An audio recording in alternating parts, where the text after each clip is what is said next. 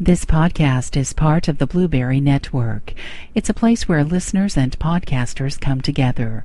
Find out more at blueberry.com. That's blueberry with no e's.com.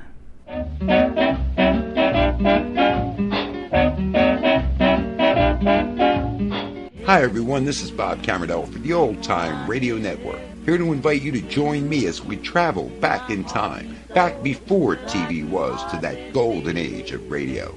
The mystery. The shadow knows. The Western.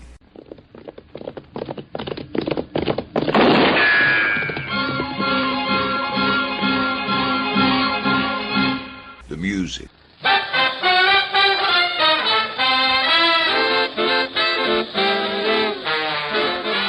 The comedy. Well, then who's on first? Yes. I mean the fellow's name. Who? The guy on first. Who? The first baseman. Who? The guy playing first. Who is on first? I'm asking you who's on first. That's the man's name. That's whose name? Yes. Well, go ahead and tell me. That's it. That's who? Yes. To the earliest days of broadcast. Good evening, ladies and gentlemen of the radio audience. Now yours truly is teamed up with the founder of the Radio Nostalgia Network, Mr. Dennis Humphrey. And together, Dennis and I will be bringing you a multitude of old-time radio programs, and we'll be mixing these great selections with our combined years of research and experience.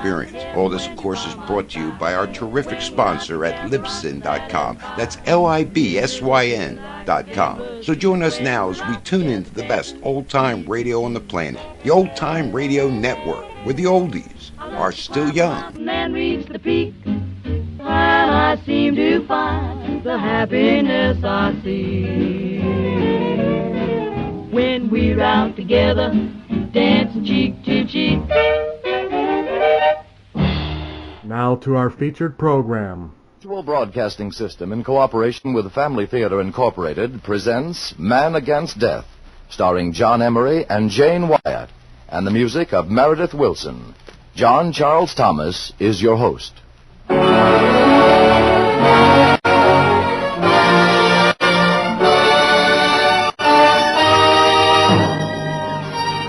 More things are wrought by prayer than this world dreams of.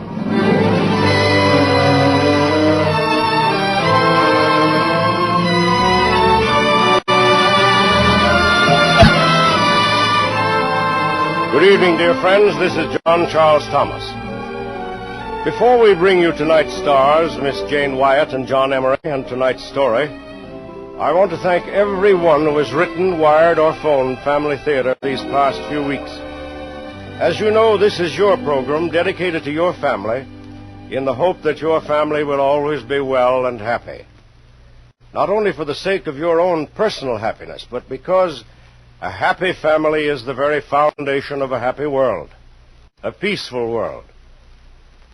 And it's wonderful to know that so many of you share the conviction that prayer, simple family prayer, can help keep our families and our homes together and happy.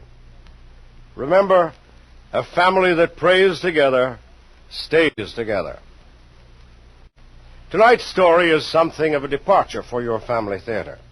It's about a man and a woman who believed, as we all must, that all men are brothers, and whose labors and sacrifices brought hope and health and inspiration to the millions of us everywhere who today benefit from their devoted labors. We give you John Emery and Jane Wyatt in John Slott's play, Man Against Death.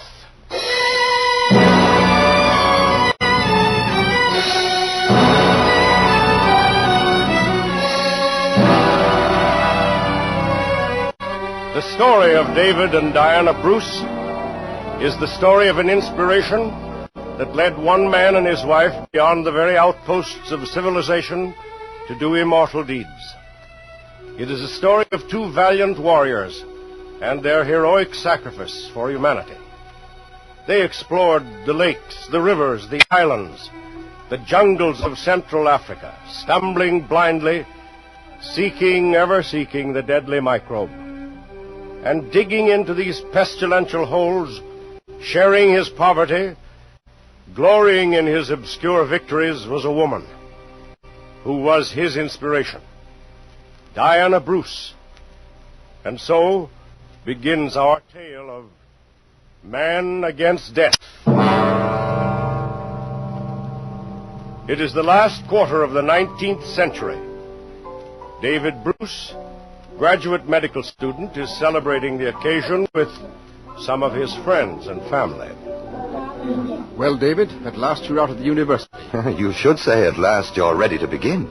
Ready to begin what? Well, begin to make use of that book knowledge I've spent all these years acquiring. Oh, it's a happy day, son. I'm very proud of you. Thank you, Father. Where's Diana? Out in the garden with the women folk. Oh, come into my study, son. I want to talk. Now that you've finished with medical school, David, I suppose you plan to go into private practice, eh? No, Father. The first thing I'm going to do is to get married. Married? But, lad, you haven't a shilling to your name. No one should know that better than you, Father. You've done all you could for me financially, and from this point on, I'm carrying the load alone. But how do you plan to earn a living for you and Diana? I've joined the medical corps. You joined the medical corps? Yes, but not to fight, nor save lives, nor for any noble cause, except to earn that £300 a year. But couldn't you wait until you had a nice medical practice here, David? I'm not so sure, Father, that what I want is a medical practice. Oh, then you won't be in Edinburgh long, eh? Nor in England, Father. They're sending me to the garrison on the island of Malta in the Mediterranean.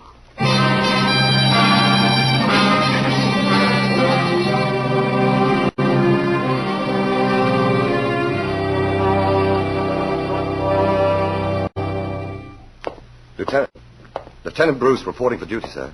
How do you do, Lieutenant? I'm Colonel Haig. Sit down, please. Thank you, sir. Lieutenant, there's a mysterious disease on this island. We call it the Malta fever. I have a hospital filled with the sick and dying soldiers. The last doctor here patted them on the head, prescribed pills.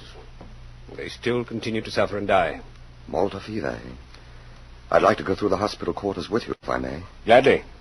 The last Dr. Saunders gave up the job as hopeless. I hope he's wrong. Dead wrong. You see, we've a problem here that we must solve. And I say take back the Queen's filthy shillings. I want to go home. I want to go home. Easy, Billings. Easy, old man. It's no good, Colonel. I ain't never going to see home. Yes, you will, Billings. Lieutenant Bruce is here to take care of you. He's the new doctor. The new doctor? Say, what is it that makes them pains run up and down inside me, never stopping? Up and down, never stopping. What kind of devil got in me? Whatever it is, we'll get rid of it. You know, Doc, I believes you. There's the grace of God in your eyes. You'll get rid of this devil. I know it. Come along, Bruce. There are a few hundred more like him. A few hundred more like him? It's all wrong. All wrong.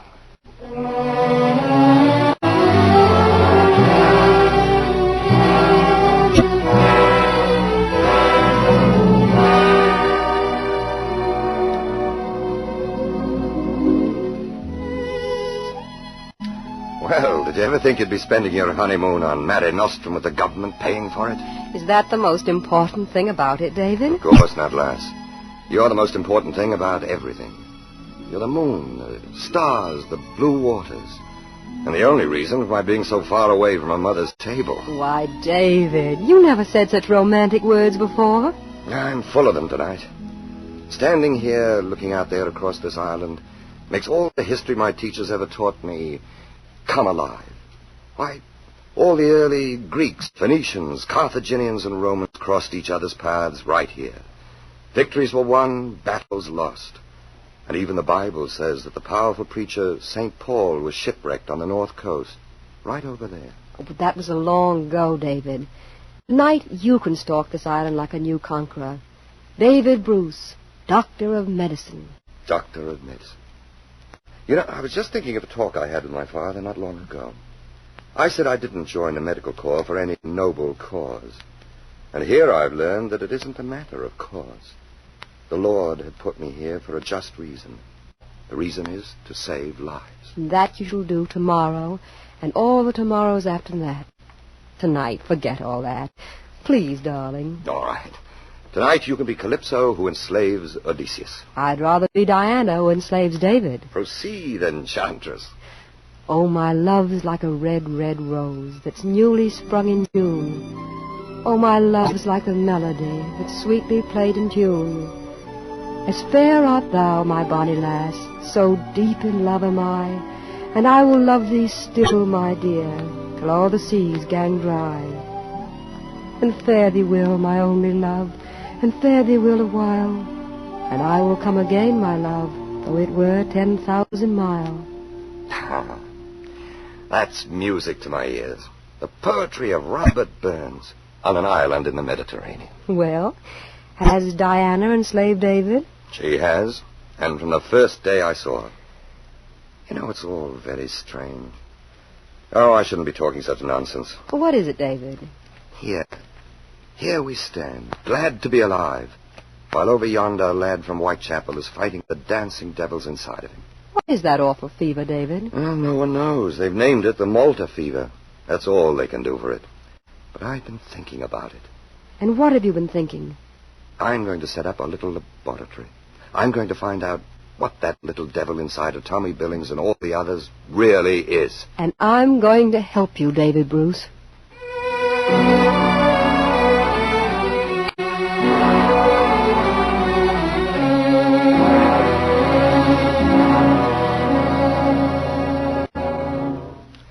Well, there it is. How does my laboratory look? Still like a shack, only with more shelves than the ordinary shacks in Malta. Why, David, what is that stuff sticking all over you? Oh, that agar-agar solution spilled. I was experimenting with it. But, Dave, it's your best uniform. Well, nothing will take that stain out, so I guess I have to parade in the same uniform.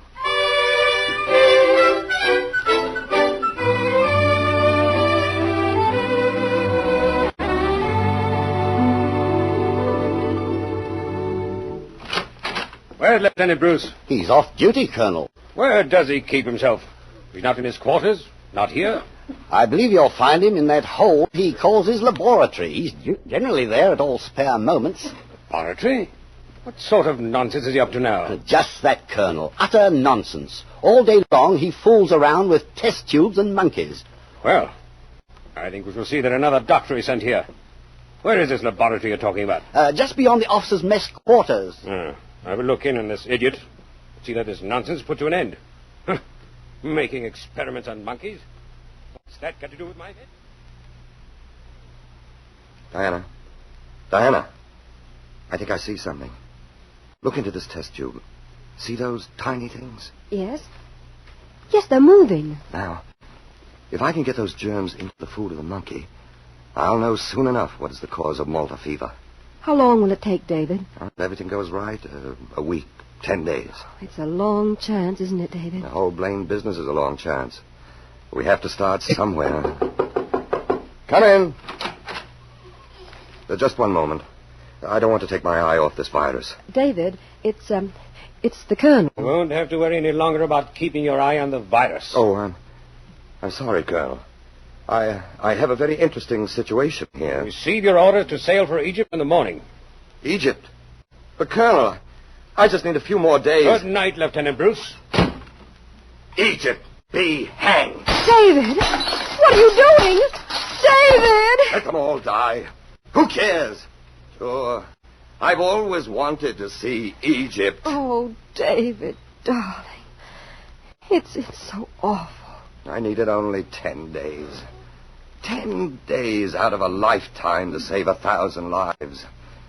But they won't beat me. I'll show them.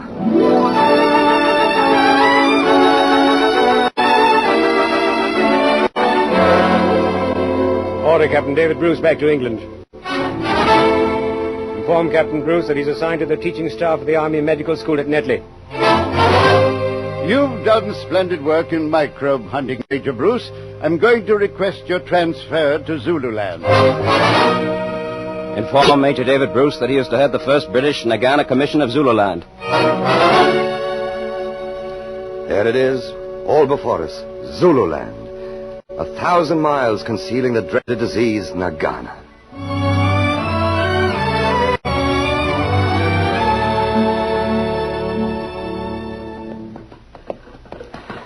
Here it is, Mrs. Bruce. Obambo. And on this hill, we're going to build our laboratory, eh? In this country, you don't build them. You just set your table down, place your microscopes, your glass slides, knives, syringes, and test tubes on it, and it's a laboratory. And what's the first operation? I've arranged to have some of the cattle graze on the hilltop here. But all the rich grass is on the plains below. And all the cattle grazing in that rich grass below seem to be afflicted with Nagana. Uh-oh. You're having your first visitor. There's a farmer leading a horse up the path. I've been expecting him. Oh, that poor beast can hardly get up here. The plains are filled with the same kind of horses, all infected. Major Bruce? Yes? Mr. Lockhart said you wanted to look at one of my horses that's got the disease. Yes, I do. You don't mind leaving him here? For all the good he is to me. I can't understand what it is.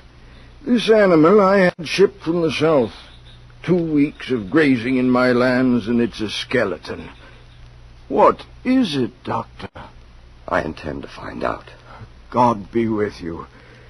This pestilence is making me a poor man. I came here 30 years ago, worked the soil, built a home, and now it's all useless. For the present, it may be.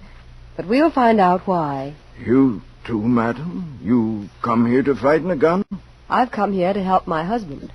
You're not afraid? She has the courage for both of us. I'll pray for you both. Good day. I'll be back tomorrow. Let us hope we have some news for you. David, he looked into your face as though you were God. No. He looked to see if the grace of God was there.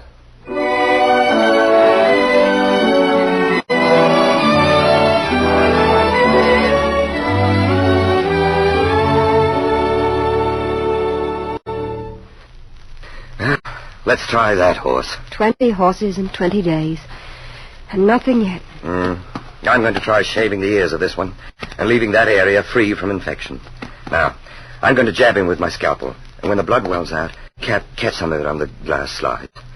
Ready, my dear? Yes. Easy, Coco. Easy.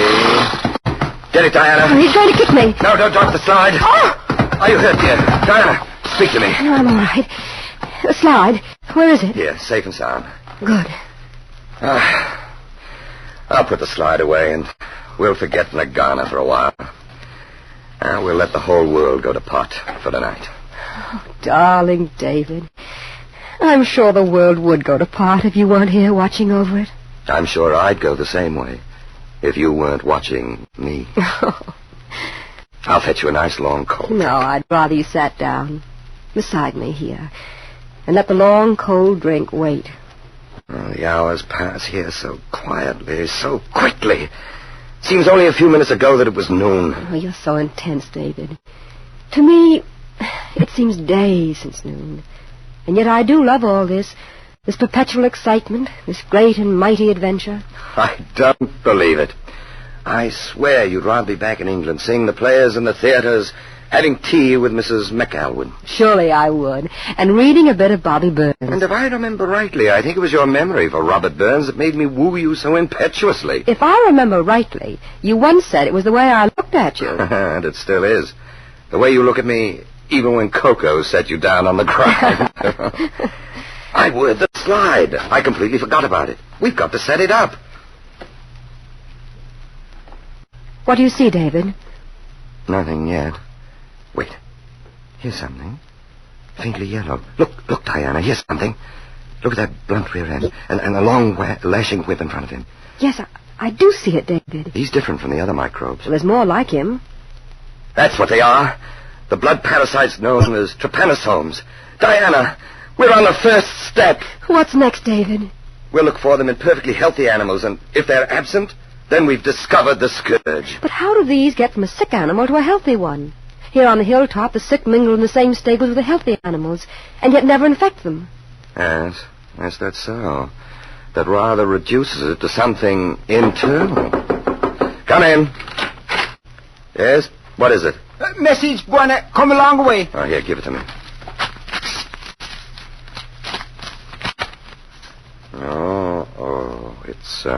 It's from the office of the Director General. What does it say? It's a typhoid epidemic raging at Peter Maritzburg. We're to leave at once. To leave at once? Oh, David. We're always leaving in the middle of things. Oh, but David, you could say that you didn't receive the message. No, Diana. I'm still a soldier and lives are at stake. Pack up. We'll start for Petersburg in the morning.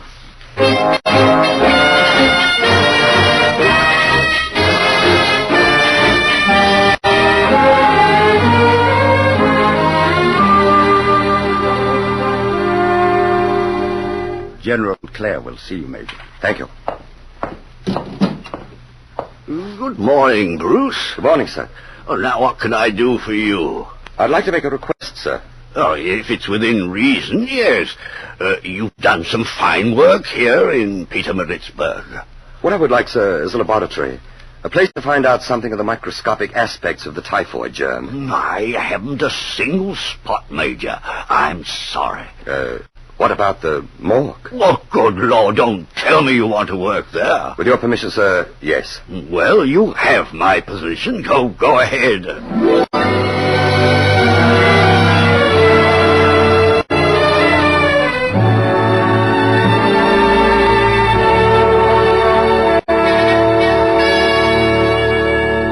We've an order from the Home Office, sir. What is it? They want Major Bruce to go out as medical officer with a filibustering expedition. Oh, what? Why, that man just got up from a sick bed. He was nearly dead from typhoid. What shall I reply, sir? There's nothing to reply. Convey the message to Major Bruce. I can't. Yes, sir. Yes?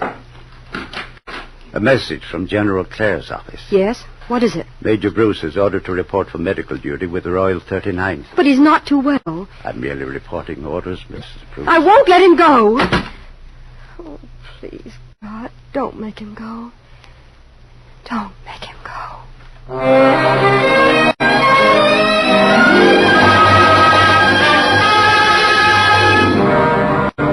We'll never get through this jungle. In a week, there won't be a horse or a mule left alive. The place is full of Nagana. Water. Is there anything we can do for him, Dr. Bruce? No, nothing. You'd better turn back, Colonel. Even now, only a few of us can possibly survive the return trip.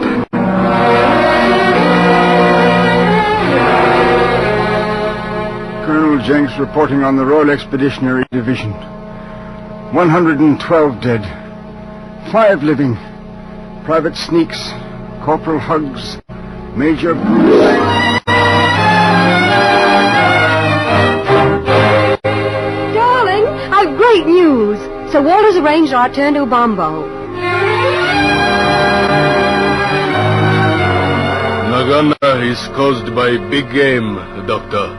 The buffalo, the quagga, the waterbuck, the kudu contaminate the grass and the watering places. It is the tsetse flies that cause Nagana, Doctor. Oh, David, the whole world seems made of tsetse flies. We're getting closer, Diana. Hold on. Keep up your courage. Every horse I've taken down to the Mimosa has died, and yet not one of them had eaten a blade of grass or swallowed any of the water. Then does that prove they inhale these germs? I have it. Diana, instead of taking the horses down, we'll bring the flies up here.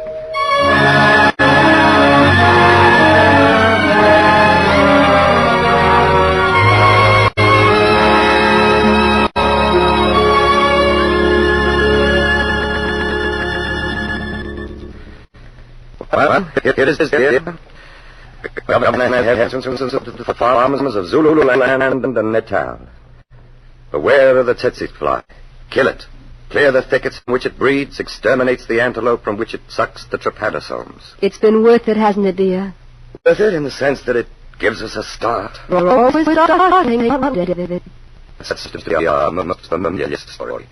We're back in the stars. Yes,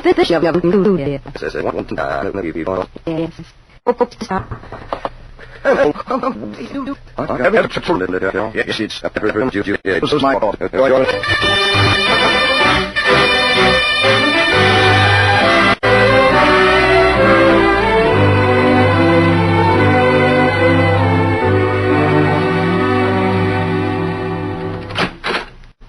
David, I'm glad to see you. How are things at the hospital? 30 medical officers, not a surgeon, and a whole lot of them. Not one of them can handle a knife. What are you looking for? That book on Huntley surgery. What do you intend to do? I'm a laboratory man, but I've cut up enough specimens to be able to handle a lancet. With God's help, I'm going to try saving these soldiers. It's a matter of life and death, and you're going to come along and help me. Get my instrument bag. Pack it with everything we've used in the laboratories. I'll be at the hospital. Make it as fast as possible, darling. That's David now. Oh, hello, dear. Have you finished? No, I've just started. Your Excellency, well, this is a surprise. Good to see you, David. Oh, what brings you to Ladysmith? You, the greatest germ hunter in all Africa. What's up? There's a mad little bug or something that's putting all Central Africa to sleep and slow death. Oh, yes, I've heard about that. Particularly at Lake Victoria. Sleeping sickness, eh? Yes. A few years ago, they couldn't get rid of me fast enough. Wherever I got to start, they shipped me off. Well, my wife and I had planned a long vacation back home. Can't that wait for a while? We've waited for that while, ever since David joined the Medical Corps. 8 years ago. You've both been valiant workers. I don't blame you. Well, I shall extend your regrets to the Colonial Office. I suppose the office will have to let Castellani work it out himself. Castellani? Good man. Yes, he's been working with trypanosomes. Trypanosomes. But there's only one man who really knows how to work with those devils. David Bruce. That's what I told them. Castellani claims that sleeping death is caused by a germ called Streptococcus. He's wrong. It's the trypanosome if it's anything. If he was smart, he'd spear the spinal cord of a native afflicted with the sleeping fever and put the fluid under a microscope and then draw the same fluid from the spinal cord of a healthy native. He'd find the difference right there. If he was a David Bruce, he would. I wish I could take the time to go down there. Yes, but England's nice at this time of the year. Well, goodbye, David. Goodbye, Sir Walter. Goodbye, Mrs. Bruce. Have a nice vacation. Thank you, Sir Walter. That Castellani is on the right road. If he'd only move carefully. Yes, that's the art of it. Detail. Careful detail. Diana, where are you? In the bedroom, David.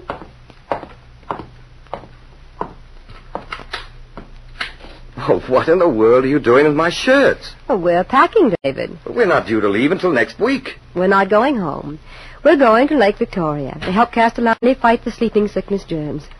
Darling, you're an angel. No. I'm an English girl who's married to a madman. But I love him for it. Kitty! Hitch the cart!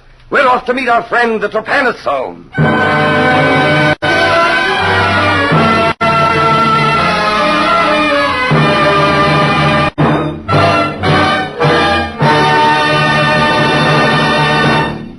You know, thousands of you who listen to family theater regularly are fathers and mothers.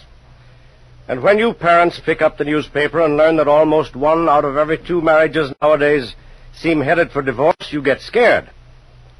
No matter how happy you may be right now, you can't help wondering if maybe something won't happen to your marriage. And you're not only scared for yourself, you're especially scared because of your children. Nobody has to tell you that a youngster finds it pretty tough going when his mother and father are separated. Well, look, sure, any marriage can break up. Keeping a family together and happy is one of the hardest jobs in the world, particularly today. It's a job that takes intelligence and patience and, well, sometimes it takes more than we've got. Sometimes the job can be too big for anybody who tries to go it alone. But who says you've got to go it alone? Don't forget, you can always get help. The most wonderful, the most powerful help a man could wish for. God's help. No matter who you are, you can get God's help for the asking, but you have to ask for it. Ask and ye shall receive. Say a prayer. Thank God for what you have and ask Him for what you need. And pray together with your family, because a family that prays together stays together. So pray together with your family tonight and every night. Do that, and the job of keeping your family together and happy will be lighter, easier, and so much more successful. See if it isn't.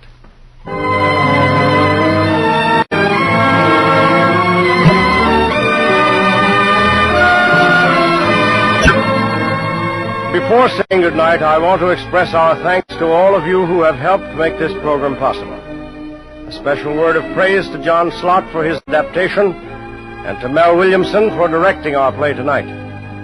In support of Mr. Emery and Miss Wyatt in tonight's play were Francis X. Bushman, Herb Rawlinson, Stanley Farrar, Alec Hartford, John Faustini, Don Morrison, and Don Diamond. Next week, our stars on the Family Theater will be Gary Cooper and James Craig.